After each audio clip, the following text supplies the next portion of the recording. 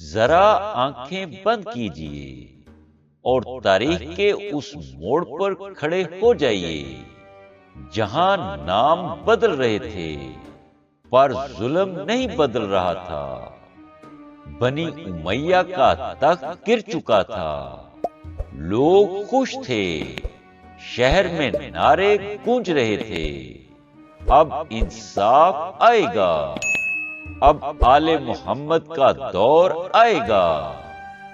لیکن کیا واقعی یا یہ صرف ظلم کے چہرے بدلنے کا کھیل تھا؟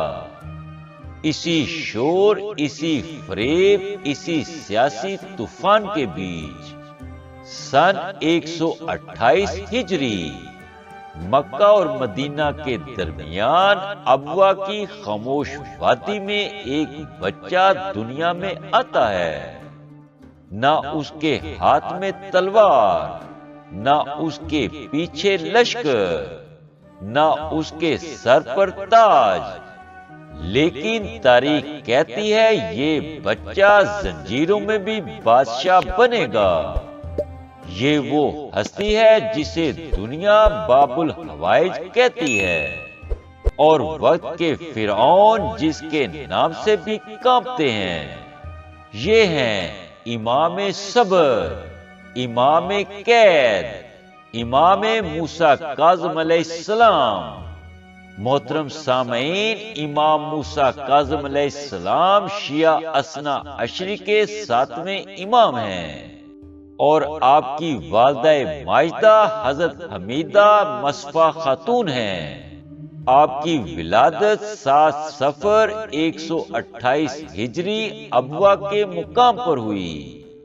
لیکن ذرا اس زمانے کو سمجھیے، یہ صرف ایک بچے کی پیدائش نہیں تھی، یہ ایک ایسے دور میں قدم رکھنا تھا جہاں سچ بولنا جرم تھا اور حق کا ساتھ دینا بغاوت۔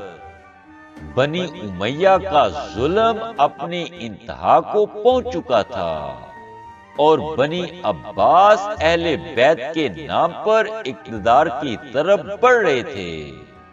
لوگ سمجھ بیٹھے تھے کہ شاید اب علی کا عدل واپس آ جائے گا، لیکن جیسے ہی عباسی تخت مضبوط ہوا، نقاب اتر گیا۔ اب دشمن کھل کر نہیں بلکہ مسکراتے ہوئے وار کرتا تھا۔ محترم سامعین، جب امام موسیٰ کاظم علیہ السلام صرف 4 سال کے تھے تو اموی حکومت ختم ہو چکی تھی اور عباسی دور شروع ہو چکا تھا، اور یہی وہ دور تھا جس نے امام کی زندگی سے سکون چھین لیا۔ سوچئے ذرا، ایک بچہ جو آنکھ کھلتے ہی ظلم کا نظام بدلتا دیکھتا ہے، لیکن ظلم کم نہیں ہوتا۔ امام موسیٰ کاظم علیہ السلام نے اپنی زندگی میں 5 عباسی خلفاء دیکھے: ابو العباس، منصور دوانکی، مہدی عباسی، ہادی اور ہارون الرشید۔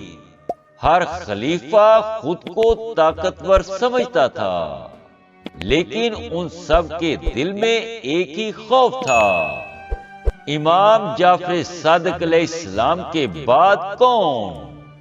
یہی وجہ تھی کہ سب سے پہلے منصور دوانکی نے امام جعفر صادق علیہ السلام کو شہید کروایا، اور پھر نظر گئی امام موسیٰ کاظم علیہ السلام پر۔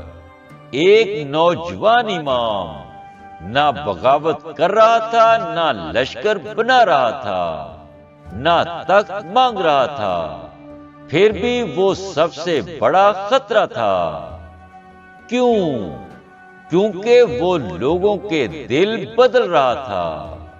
آپ کا علم خاموش تھا لیکن گہرا، آپ کی عبادت تنہائی میں تھی لیکن آسمانوں تک جاتی تھی، اور آپ کا سب سے بڑا ہتھیار تھا صبر۔